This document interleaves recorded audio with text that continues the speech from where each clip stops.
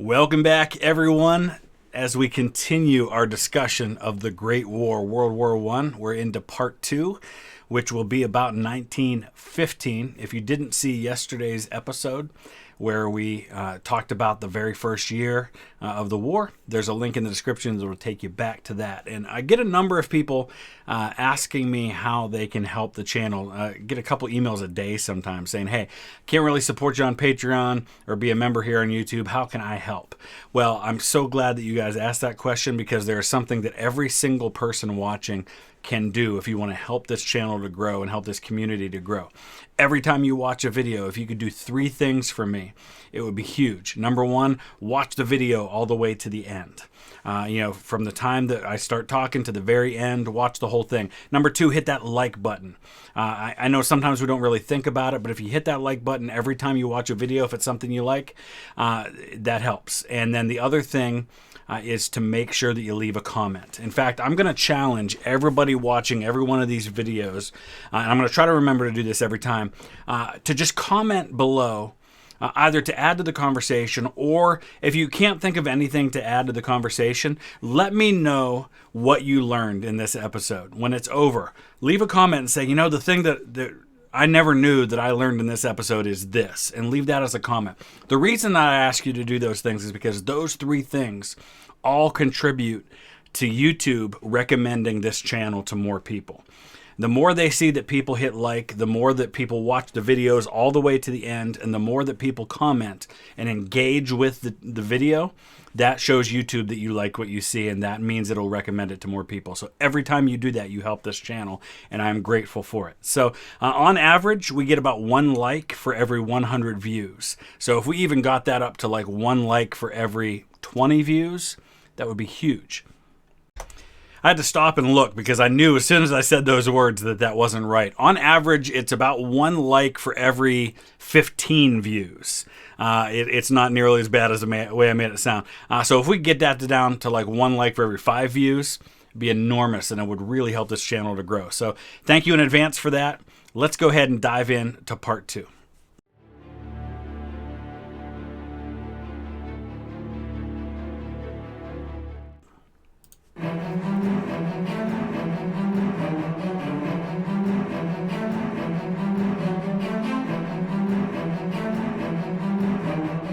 January 1915. World War I is just 5 months old, and already around 1 million soldiers have fallen. A war that began in the Balkans has engulfed much of the world. The Central Powers, Germany, Austria-Hungary, and the Ottoman Empire, fight the Allies, Britain, France, Russia, Serbia and Montenegro, Belgium, and Japan. Notice one thing that a lot of the Allies have in common is red, white, and blue. I mean, think about it. Who are the significant players on the Allied side? Russia, Serbia, France, Britain, and then eventually the United States. They all have red, white, and blue flags. It doesn't mean anything. It's just something I never really thought about before. In Poland and the Baltic, the Russian army has suffered a string of massive defeats, but continues to battle German and Austro-Hungarian forces. And Poland's such an interesting thing, because a lot of us who are maybe more familiar with World War II think about Poland being right here, but Poland at this point hasn't existed for like 130 years, something like that. It was partitioned between the other great powers in a series of decisions in the decades leading into the Napoleonic Wars.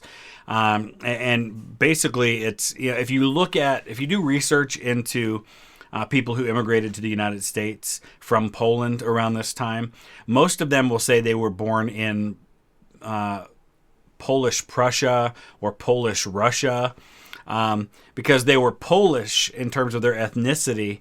But in terms of the government they were under, it was typically either Prussia or Russia. Sometimes others. Austria-Hungary had parts of it too. But so, people like the Red Baron, Manfred von Richthofen, where he was born, his hometown would today be in Poland. But at the time, it was part of Prussia. Austro-Hungarian troops have also suffered huge losses, and are humiliated by their failure to defeat Serbia. Big time.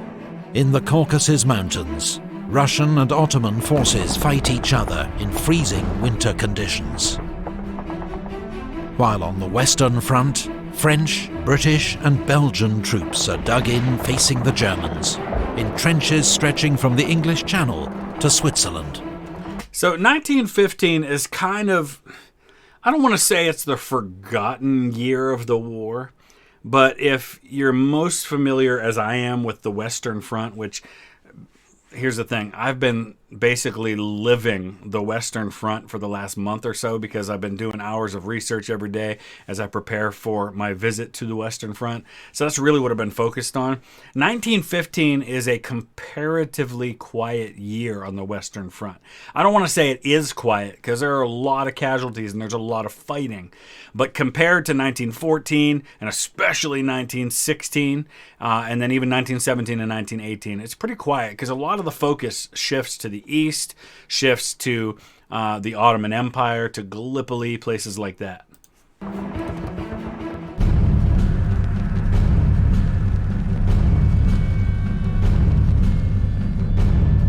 As part of the world's first strategic bombing campaign, Germany sends 2 giant airships known as Zeppelins to bomb Britain. They hit the ports of King's Lynn and Great Yarmouth, damaging houses and killing 4 civilians. Kind of a little bit of a preview of the Blitz in World War II, right? I mean, this is the kind of thing that Germany does then, too. Their first bombing during the Battle of Britain, they're bombing a lot of civilian targets, but then later on with the V-2 rockets. So this is something, and you got to remember, Germany is in a position where they're limited in what they can do. And you might look at this and think, well, why would they target civilians? What are they doing this for? In their minds, their civilians have been targeted by the blockade. Now, obviously, that's not the way that the Allies see it. The Allies see it as a military blockade to try and bring them down militarily. But this blockade has a huge impact on the home front. And so it's something that in the minds of Germany is justified. Things like unrestricted submarine warfare that will come later. Things like bombing civilian targets in Britain. This is just doing to them what is already being done by the blockade. At sea, at the Battle of Dogger Bank, the British Navy sinks 1 German cruiser, but the rest of the German squadron escapes. And it's kind of interesting because then you have in World War II another ship named after the same general, Blücher. Some people pronounce it Blücher, some people pronounce it Blücher. German-speaking people help me out with that one because I've heard it both ways, and I haven't really been able to find a really good source telling me one way or the other.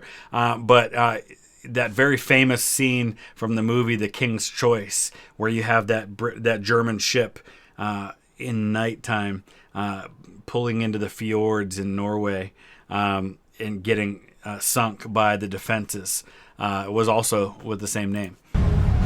Command of the seas has allowed Britain to impose a naval blockade of Germany, preventing vital supplies, including food, from reaching the country by sea. Germany now retaliates with its own blockade. It declares the waters around the British Isles to be a war zone, where its U-boats will attack Allied merchant ships without warning. Britain relies on imported food to feed its population. Now, they say without warning, but at least initially, usually the U-boats, before they would sink those ships, would give them a chance to evacuate the ship before they sank it. They didn't just do like what they do later with the Lusitania, where they just fire a torpedo completely unannounced and completely unexpected and kill thousands of civilians.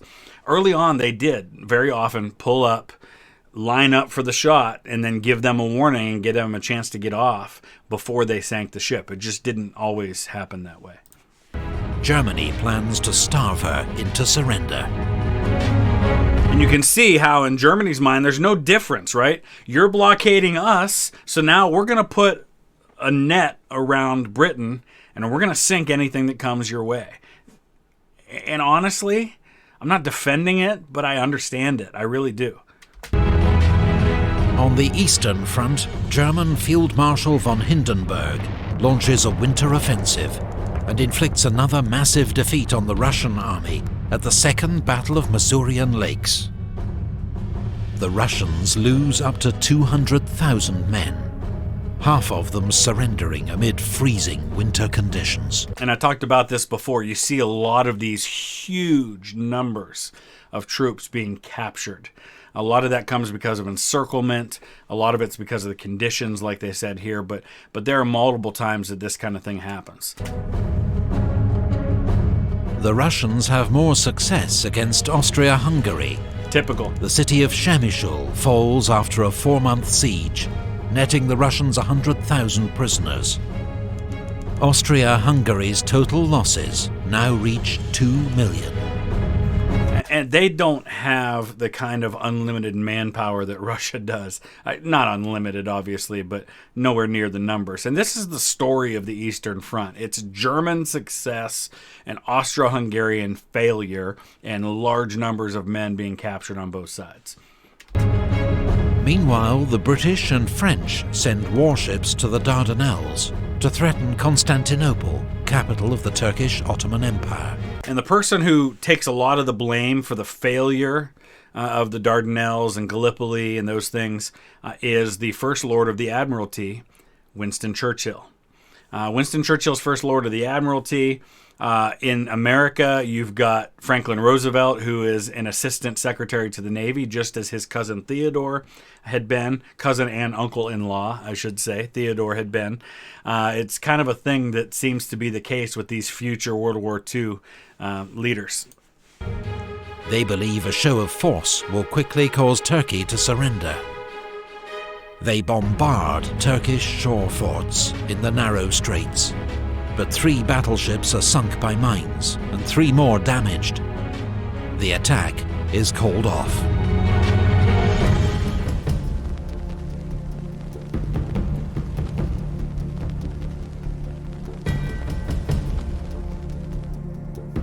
On the Western Front, the British attack at Neuve-Chapelle. But the advance is soon halted by German barbed wire and machine guns. British and Indian units suffer 11,000 casualties, about a quarter of the attacking force. 6 weeks later, at the Second Battle of Ypres, the Germans attack with poison gas for the first time on the Western Front. And this is one of the first times they do this, and it actually is initially very successful.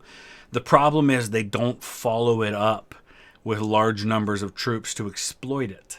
And so really, while men died from gas, very rarely did poison gas turn the tide of a battle. Because pretty quickly they started to adjust to this, and they started to provide gas masks and protection and things like that. So yeah, a lot of people died from it, but I don't know that it really made any significant difference. It could have at this battle, but it wasn't exploited. A cloud of lethal chlorine forces Allied troops to abandon their trenches. But the Germans don't have enough reserves ready to exploit the advantage. Soldiers on both sides are quickly supplied with crude gas masks as a chemical weapons arms race begins. And there's different kinds of gas that was used. Chlorine was very common, and the problem with the chlorine gas, and this was what it was used in that famous attack of the dead men at the Ozerviets fortress on the Eastern Front, is that when it gets inhaled, it turns into hydrochloric acid in the lungs because of a chemical reaction. And so basically now you've got hydrochloric acid inside your body, and so you start to cough up pieces of your lungs, and it starts to melt the flesh. I mean, it's just really, really brutal stuff. And it wasn't even the worst. Phosgene gas was the really nasty stuff that got used late in the war. The Allies land ground troops at Gallipoli, including men of the Australian and New Zealand Army Corps, Anzacs. The Anzacs. Their goal is to take out the shore forts that are preventing Allied war. If you ever heard that term Anzac and you're not familiar with it, Australia New Zealand Army Corps, I believe, is what it stands for. Anzac. Ships reaching Constantinople. But they immediately meet fierce Turkish resistance and are pinned down close to the shore. Gallipoli was brutal. The day before the landings, the Ottoman Empire begins the systematic deportation and murder of ethnic Armenians living within its borders. And if you're in Turkey or anywhere else and you want to start arguing that Armenian genocide didn't happen, save it. I'm deleting the comment. I got no patience for that. The Armenians are a long-persecuted ethnic and religious minority, suspected of supporting Turkey's enemies. Tens of thousands of men, women and children are transported to the Syrian desert and left to die. In all, more than 1 million Armenians perish. The Allies condemn the events as a crime against humanity and civilization and promise to hold the perpetrators criminally responsible. And that's important because this is one of the first times you hear that phrase used. Crimes against humanity. That's going to become a big, big part of the aftermath of World War II. Are the trials. Crimes against humanity becomes one of the charges that are leveled against Japanese, Germans, others. To this day, the Turkish government disputes the death toll and that these events constituted a genocide.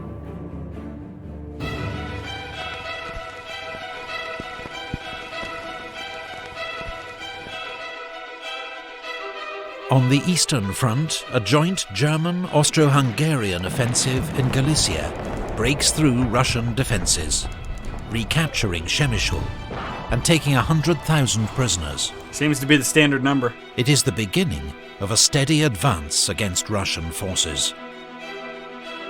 At sea, the British passenger liner Lusitania, sailing from New York to Liverpool, is torpedoed by a German U-boat off the coast of Ireland without warning.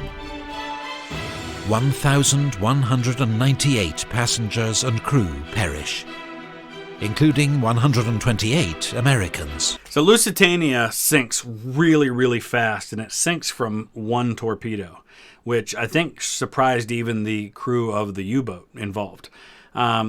It was carrying large amounts of munitions. In fact, recent discoveries have shown exactly what they were carrying. I want to look this up real quick.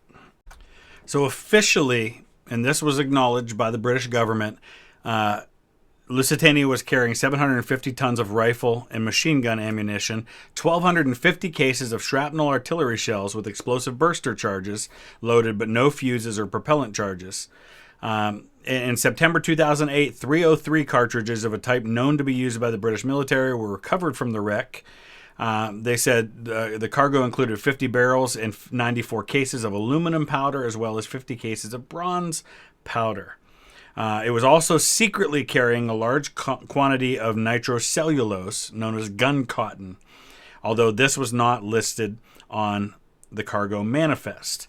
So there's a lot of debate about this, in part because there was this second explosion that was not caused by a torpedo, but nobody knows for sure what it was caused by. When Bob Ballard explored the wreck was originally found in the 1930s. It's only 11 miles off the coast of Ireland, so it's not real deep. You can go down, a diver can go down without having to be in a submarine or anything. And when Bob Ballard, who found the Titanic, explored the wreck, he said he didn't find any evidence of an explosion in the area where the munitions were being carried. But of course, that's the official munitions. What else they were carrying, maybe we will never know. We do know that in the aftermath, the British government dropped depth charges repeatedly on the site and tried to destroy the wreckage. Almost, a lot of people speculate they were trying to cover something up. So we'll never know for sure. But it was the bottom line is that the Lusitania is just one more thing that is used to say, look at the bad guys, the Germans, murdering innocent civilians, including over 100 Americans. And this starts to begin the outrage in the United States, and is one of the events that people point to as helping push the U.S. into the war a year later. Well, 2 years later. US President Woodrow Wilson and the American public are outraged. But Germany insists the liner was a fair target, as the British used her to carry military supplies. In May, the Allies launched the Second Battle of Artois, in another effort to break through the German lines. The French make the main attack at Vimy Ridge, while the British launch supporting attacks at Aubert Ridge and Festubert. The Allies sustain 130,000 casualties and advance just a few thousand yards. That summer, above the Western Front, the Fokker Eindecker helps Germany win control of the air. It's one of the first aircraft with a machine gun able to fire forward through its propeller, thanks to a new invention known as interrupter gear. Allied aircraft losses mount rapidly. So before this, you didn't really have the ability to. Basically, what this is allowing you is to aim your aircraft and fire in the direction that you're pointing. Basically, you couldn't do this before. The interrupter gear is fascinating technology because you can fire right through the propeller because there's a timing chain that basically what happens is the propeller is driving it, and so you pull the trigger, but the gun's not actually going to fire until it's able to do so at the correct timing through the propellers. So that's kind of a simplified version of how it works.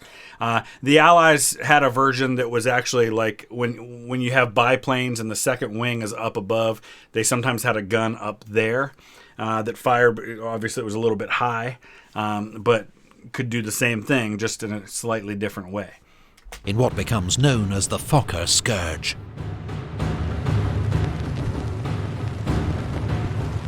Opportunism.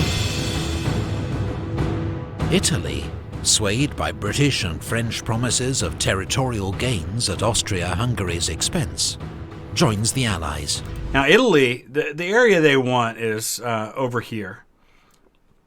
And they ask Austria-Hungary for the territory. And if Austria-Hungary had given it up, maybe Italy stays neutral. Maybe they even join the Central Powers. At the very least, they probably stay neutral. But instead, they get those promises from Britain and France. Hey, help us win the war. After it's over, we'll give you some territory, but then they don't give them nearly the territory they were actually seeking. But this is a huge deal because when you look at the numbers of troops that Austria-Hungary has to put in the mountains to fight against the Italians, I mean, we're talking a couple of million. Think about what 2 million soldiers could have done over on the Eastern Front, where they're already hemorrhaging manpower against the Russians. Declaring war on Austria-Hungary, and later the Ottoman Empire and Germany. The Italian army makes its first assault against Austro-Hungarian positions along the Isonzo River. And Isonzo is going to be where the majority of the fighting on the Italian front takes place. There are multiple battles of Isonzo. And this is kind of one of the forgotten fronts of the war because there are, hundreds of thousands of deaths on the Italian front. That at least for me, it's not an area that I hear talked about a whole lot. But is repulsed with heavy losses. Meanwhile, the Allies face a crisis on the Eastern Front. The Russians have begun a general retreat, abandoning Poland. German troops enter Warsaw on the 5th of August. So what's one of the reasons why they would do this? Well, you can see right there. Because Russia has this kind of natural salient of territory, backing up allows them to shorten their lines. Makes it easier to defend. You're giving up ground, but you're shortening your defensive line, and it makes it easier to be able to reinforce. It makes it easier to be able to hold. Tsar Nicholas II dismisses the Russian army's commander-in-chief, Grand Duke Nicholas, and takes personal command. Mistake. It will prove disastrous for the Tsar, as he becomes more and more closely tied to Russian military defeat. So now, when Russia loses, who do you blame? Well, the Tsar's the guy that took charge. He has taken personal responsibility for the disasters that are taking place on the Eastern Front. And it's just going to be one more thing, along with all the junk that's already been happening for decades on the home front, that he's going to be blamed for, that are going to lead to his downfall. At Gallipoli, the Allies land reinforcements at Suvla Bay, but neither they nor a series of fresh attacks by the Anzacs can break the deadlock. Conditions for both sides are terrible. Troops are tormented not only by the enemy, but by heat, flies, and sickness.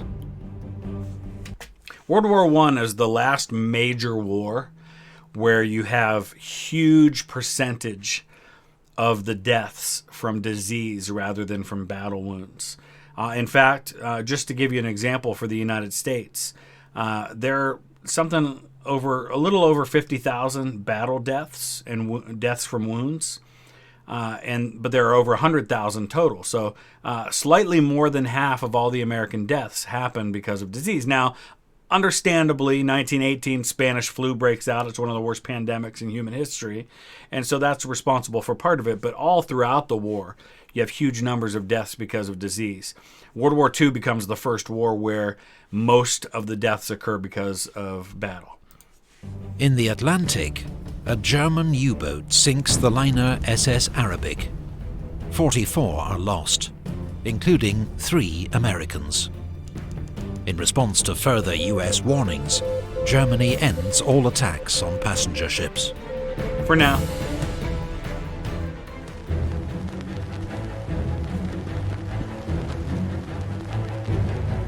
On the Western Front, the Allies mount their biggest offensive of the war so far, designed to smash through the front and take pressure off their beleaguered Russian ally. The French attack in the Third Battle of Artois and Second Battle of Champagne. The British, with the help of poison gas, attack at Loos. Despite initial gains, the attacks soon get bogged down, with enormous losses on all sides.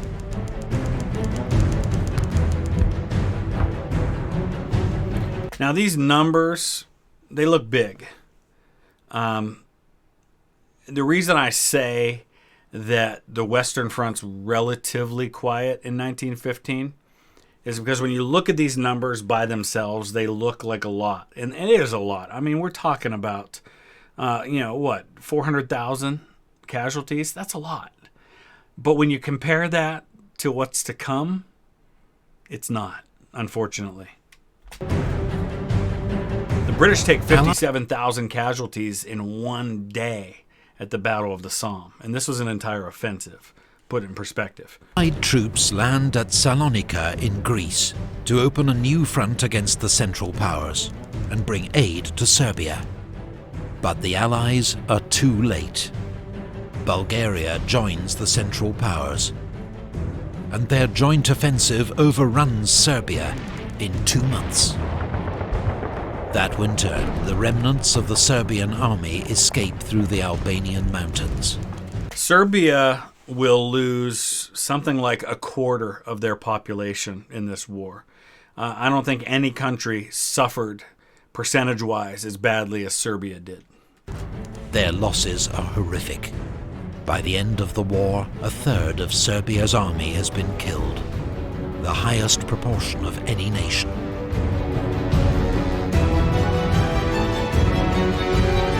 Fierce fighting continues on the Italian front, as Italian troops launch the third and fourth battles of the Isonzo. Austro-Hungarian forces, though outnumbered, are dug in on the high ground and impossible to dislodge. In the Middle East, a British advance on Baghdad is blocked by Turkish forces at the Battle of Ctesiphon, 25 miles south of the city. The British withdraw to Kut, where they are besieged. The Allies abandon the Gallipoli campaign. 83,000 troops are secretly evacuated without alerting Turkish forces.